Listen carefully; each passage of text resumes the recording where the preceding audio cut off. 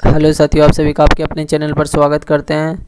तो साथियों, हम यहाँ से टॉपिक देख रहे हैं। अगला क्वेश्चन, पिछले क्लास में हम सेशन को कहाँ तक देखे थे। पिछले क्लास में हम आपको ये वाला बताए थे,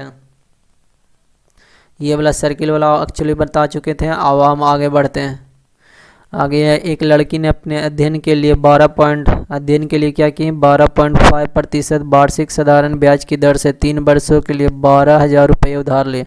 वह कुल राशि ज्ञात कीजिए जिसने 3 वर्ष लौटाई होगी। तो साधारण ब्याज है, तो साधारण ब्याज रहता है तो सिंपल हो जाता है रेस्पेक्ट टू कंपाउंड इंटरेस्ट। तो लड़की कितना की पी कितना मूलधन 12,000, दर कितना आर बराबर 12.5%। 12.5% की यदि फ्रैक्शन वैल्यू लिखें तो 1/8 आता है। टाइम क्या है 3 वर्ष। तो ब्याज कितना होगा साथियों, ब्याज ऐसा ही बराबर कितना होता है P गुना R गुना T बटा 100। R कितना होता है, दर प्रतिशत में होता है। P की यहाँ दिया 12,000, 1 2 3। R यदि आप नहीं लिखना चाहते हो इसे तो वहीं 12.5 भी लिख कर चला सकते हैं, 3 बटा 100।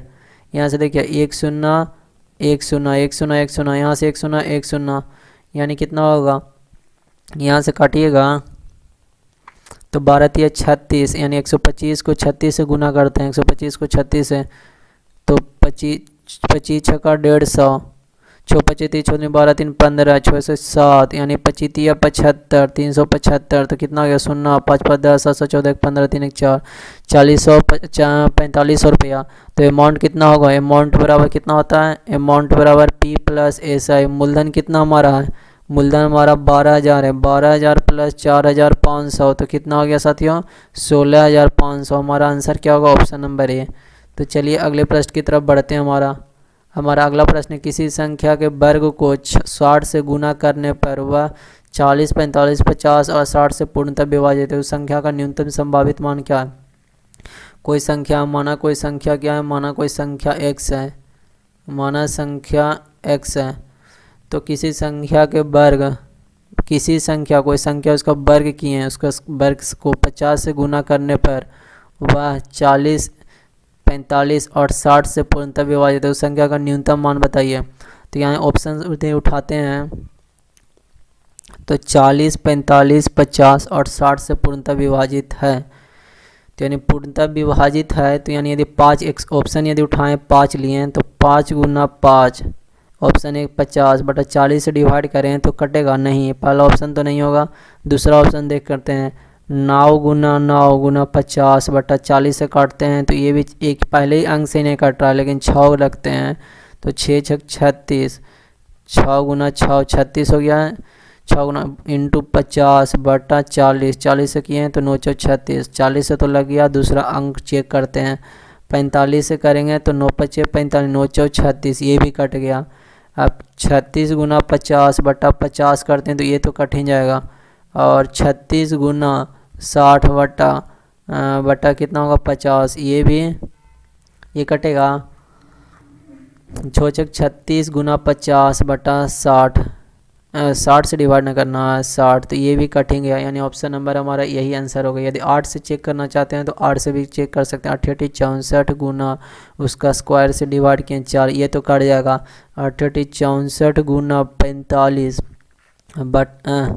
50 बटा 45, 5 से काटते हैं तो यहाँ नहीं कटेगा, इसीलिए हमारा आंसर क्या होगा। देखिए यहाँ यदि 64 गुना 50 किए हैं 8 और 45 से डिवाइड किए हैं तो 5 से काटेंगे, 5 से 9 5 45, 5 से 10 5 50, लेकिन ये नहीं कट रहा है, लेकिन 6 हमारा कट रहा है। तो यहाँ पर संख्या ये ऑप्शन से बाई ऑप्शन यहाँ पर उठाकर क्या करना था, आपको चूज करना था। तो यहाँ एक्स स्क्वायर इंटू 50 कोई संख्या है, उसके वर्ग को 50 से गुना करने पर वह क्या होता है 40 45 और 50 और 60 से पूर्णतः विभाजित है। तो पूर्णतः विभाजित है, इसका एलसीएम से भी पूर्णतः विभाजित होगा, ये ऐसे भी चेक कर सकते हैं 50 60। तो यदि 5 से लगाते हैं तो 5 8 40, 5 9 45, 5 10 50, 5 से 12 25 60। 2 से लगाते हैं तो 2 से 4 दूनी 8 9, 2 से 5 दूनी 10, 2 से 6 दूनी 12। फिर 2 से लगाते हैं तो 2 दूनी 4 9, 2 से 5 1 5, 2 तिया 6।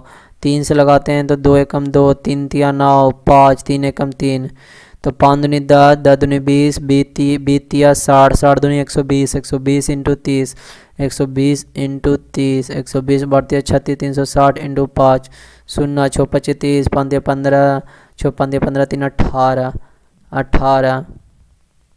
हाँ देखिए, तो संख्या देखिए इसका एलसीएम से भी कटेगा। तो यानी उससे विभाजित यानी एक्स स्क्वायर गुना 50 बराबर 3600 हुआ, 1800 रहा होगा, 1800 रहा होगा। तो यहाँ से यहाँ काटेंगे यानी 5 से 36 5 180 यानी x बराबर 6। यानी इसका ऐसे भी सोच सकते थे, मतलब कि जो संख्या गुना करने पर इससे पूर्णतः विभाजित यानी इसका एलसीएम लेते हैं। तो इसका एलसीएम लिए हैं 40 45 50 और 60 का, तो ये कितना आया 1800 आया। अब बोल रहा है कि संख्या को किसी संख्या के वर्ग को 50 से गुना करने पर वह इतना से पूर्णतः विभाजित है, यानी उतना पूर्णतः विभाजित यानी इसके क्या होगा, इसके नंबर के बराबर आएगा। तो यहाँ से x का वैल्यू निकाल दिए। पूर्णतः विभाजित है मतलब कि डिविडेंड, ये डिविडेंड होगा जितना ही होगा। तो चलिए इस तरह प्रश्न को समझ गए होंगे, बाई ऑप्शन भी समझ गए होंगे। चलिए आगे बढ़ते हैं। अगला प्रश्न है 4 4 1 6 x 9 2 बाई 4 416 हुआ, x हुआ 9 2 बाई कितने से 88 से विभाजित है, और हमको x प्लस बाई और बाई माइनस एक्स का मान निकालना है। तो 88 मतलब 11 इंटू 8, 8 का मल्टीपल होता है अंतिम 3 अंकों, अंतिम 3 डिजिट है जो क्या हो 8 से विभाजित हो। तो 8 से अंतिम 3 डिजिट को विभाजित करते हैं। 8 एकम 8, 1 2, 8 एकम 8, 4, बाई बराबर 0 रखें, यानी बाई बराबर यदि 0 रखें, बाई बराबर 0 तो पूरा डिविजिबल है। तो ये संख्या कितना होगा 4 1 6 x 9 2 0। अब 11 से डिविजिबल के लिए अल्टरनेट प्लेस यानी sum digit, sum of digit at even place और sum of digit at odd place, दोनों का डिफरेंस या तो 0 है या तो 11 का डिविजिबल है। तो 6 4 10, 6 4 10 और 9 19, 6 4 10 9 19, 19 हो गया। अब माइनस 1 1 2 1 3 यानी 3 प्लस एक्स। तो यहाँ से कितना होगा 16, 16 माइनस एक्स, एक्स बराबर यदि 5 रखते हैं, एक्स बराबर 5, तो एक्स बराबर 5 रखते हैं तो क्या आता है एक्स बराबर 5, 5 प्लस 0 5 माइनस 0 नहीं। तो यहाँ कुछ और सोचना है, इसको अलग नंबर और रखते हैं। 8 बराबर 0 नहीं रखें यानी क्योंकि हमारा ऑप्शन उससे बन ही नहीं रहा। यदि एक्स बराबर 5 रखते हैं, बाई बराबर 0 एक्स बराबर 5 यानी 1 आ रहा है, यानी इससे ऑप्शन नहीं बन रहा है। तो क्या करते हैं दूसरा वैल्यू बाई को पुट करते हैं। तो देखिए 1 मरतबे 8 हो गया, 8 एकम 8, 1 मरतबे 8, 8 4 12, 0 रखें, 1 रखेंगे तो बनेगा नहीं, 2 रखेंगे तो नहीं बनेगा, 3 रखेंगे तो नहीं बनेगा, 4 रखते हैं तो 8 5 40 नहीं बनेगा, 5 रखते हैं तो नहीं, 6 रखें नहीं, 7 रखें, 8 रखते हैं तो 8 48, बाई बराबर यदि 8 रखते हैं बाई बराबर 8 रखते हैं, यदि अब बाई बराबर 8 रखिए तो संख्या कितना आ जाएगा, संख्या आ जाएगा 4 1 6 x 9 2 8। अब इसको 11 का डिविजिबिलिटी नियम लगाते हैं, 11 का डिविजिबिलिटी नियम, यहाँ 11 का डिविजिबिलिटी नियम था, यहाँ पर 11 का। तो sum of digit at even place, 11 का डिविजिबिलिटी नियम है sum of digit at even place, even place minus sum of digit at odd place, या तो 0 के बराबर आए या तो 11 का डिविजल आए। तो यहाँ से देखिए 4 6 4 10, 10 9 19, 19 8 9 8 17, 19 8 9 8 17 27 माइनस यहाँ से करते हैं तो यहाँ से यहाँ कितना हो गया 3 प्लस एक्स, यानी 2 1 3 प्लस एक्स, 3 प्लस 1 तो यहाँ कितना बचाएगा 24 माइनस एक्स।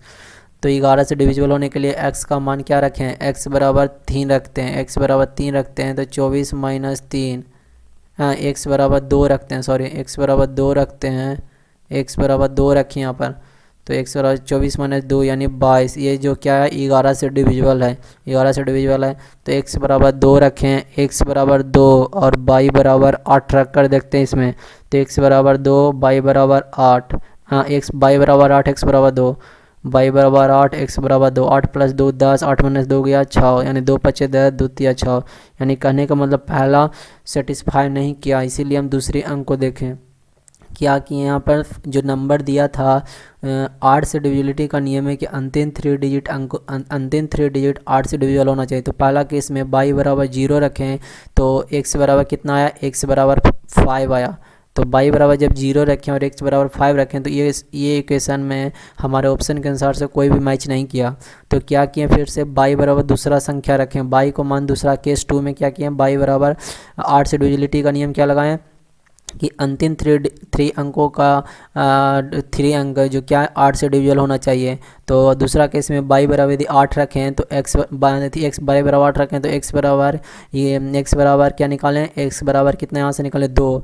ये 11 का डिविजिबिलिटी का नियम है कि sum of digit at even place minus sum of digit at odd place दोनों का डिफरेंस या तो 0 के बराबर है या तो 11 से डिविजिबिलिटी का डिविजुअल आए। तो यहाँ से x बराबर 2 आया, फिर x y का वैल्यू पुट कर दिए।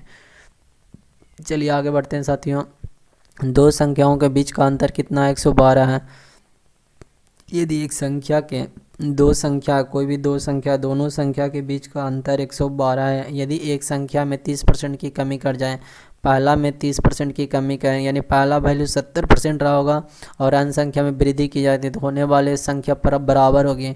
और जो दूसरा संख्या उसमें क्या किया, वृद्धि कर दिया 19% का, यानी जो पहले 100% जो संख्या था उसको क्या कर दिया 119% कर दिए।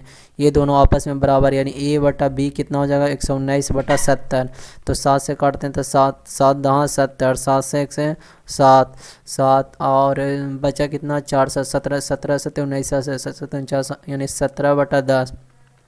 अब देखिए यही पर यहाँ से क्लू दे दिया है कि यहाँ हमारा संख्या निकालने के लिए कि दोनों संख्या का अंतर 112 है। यानी पहला संख्या यदि दोनों का ये रेशियो लिए 17:10 तो यानी पहला संख्या यदि 17 ये होगा तो दूसरा संख्या 10 ये भी हो सकता है, यानी 10x मान लीजिए, इससे बढ़िया। तो दोनों का अंतर कितना है 17x माइनस 10x बराबर 112, यानी 7x बराबर 112, x बराबर 7 एकम 7, 16 7 72 से।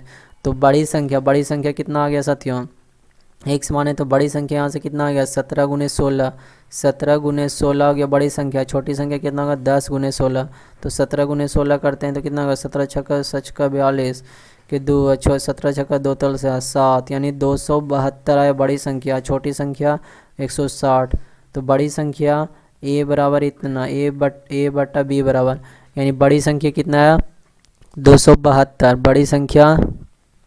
बड़ी संख्या कितना आया 272, तो उसका 50%, इसका 50%, यानी 272 का 50% निकालते हैं तो 50 दूनी 1/2 2 से 1 से 272 आया।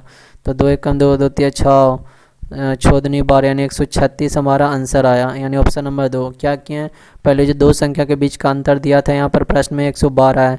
यदि बोल रहा है यदि एक संख्या को 30% तक कमी कर दिया, यानी पहला जो संख्या था उसको 30% तक कम कर दिया और अन्य संख्या को क्या किया 19% तक वृद्धि कर देते हैं तो प्राप्त होने वाली संख्या बराबर आ जाती है, यानी दोनों आपस में क्या होती है बराबर होती है। तो यहाँ से a और b के बीच में रिलेशन आया, इस रिलेशन को वैल्यू इसमें पुट किए, इसमें इस इक्वेशन में पुट किए और यहाँ से निकाल लिए, तो यहाँ a b का मान आया। चलिए आगे बढ़ते हैं। अगला त्रिभुज ABC और QPR दोनों क्या है सिमिलर है और एरिया ऑफ ट्रायंगल ABC यानी ABC और area of triangle PQR। ABC देखिए ABC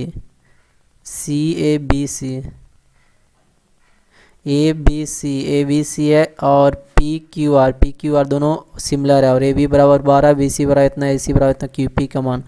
तो देखिए साथ यहाँ पर देखिए लिखते हैं ये दो ट्रायंगल बनाते हैं, दोनों आपस में क्या है सिमिलर है। दो ट्रायंगल बनाए, दोनों का जो दिया है एरिया दिया हुआ है, क्या क्या दिया हुआ है एरिया दिया हुआ है। तो हम दोनों त्रिभुज को क्या करते हैं बनाते हैं। दोनों त्रिभुज कौन कौन सिमिलर है जो पहले देखना, ABC यहाँ हुआ, यहाँ क्या हुआ QPR दोनों सिमिलर है, ये आपस में सिमिलर है। और AB भुजा दिया है 12 सेंटीमीटर, BC भुजा दिया है 8 सेंटीमीटर, AC भुजा दिया है 10 सेंटीमीटर। तो QP का मान बोलना है, इसका मान बोल रहा है।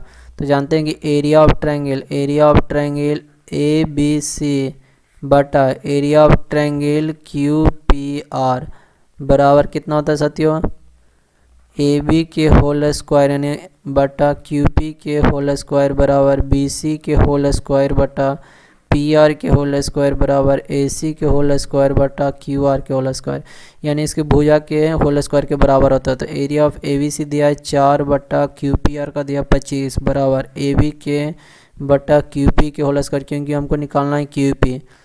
तो ये स्क्वायर है तो इधर रूट में जाएगा 4 बटा 25, तो इसको रूट में करेंगे, रूट से बाहर निकालेंगे तो 4 का रूट कितना होता है तो 2 होता है, 25 का रूट कितना होता है 5 होता है। तो यहाँ से ए बी बटा क्यू पी निकला। तो ए बी का मान हमको कितना दिया है साथियों, ए बी बराबर 12 दिया है, क्यू पी बराबर पता क्यू पी निकालना है। तो यहाँ से 2 से काटें तो 6, यानी क्यू पी बराबर कितना आ गया हमारा साथियों, क्यू पी बराबर 30। तो ये सिमिलरिटी का प्रॉपर्टी लगाएं, क्योंकि जिस तरह जैसे यहाँ ये गड़बड़ाते हैं कि जब दो सिमिलर है तो ए बी का लिए हैं तो इधर क्यू पी का लिए हैं, बी सी का लिए हैं तो यहाँ क्या लिए हैं, पी आर का लिए हैं, और यहाँ ए सी का लिए हैं तो यहाँ क्यू आर का लिए हैं। दोनों सिमिलर ट्रायंगल है तो इसको सिमिलर प्रॉपर्टी के हिसाब से उसको क्या किए हैं, आगे का प्रोसेस किए हैं। तो आज के लिए इतना साथियों, वीडियो अच्छा लगा चैनल को सब्सक्राइब करें, शेयर करें ज़्यादा से ज़्यादा लोगों तक। तो आज के लिए धन्यवाद, वीडियो देखने के लिए आप सभी को बहुत बहुत धन्यवाद।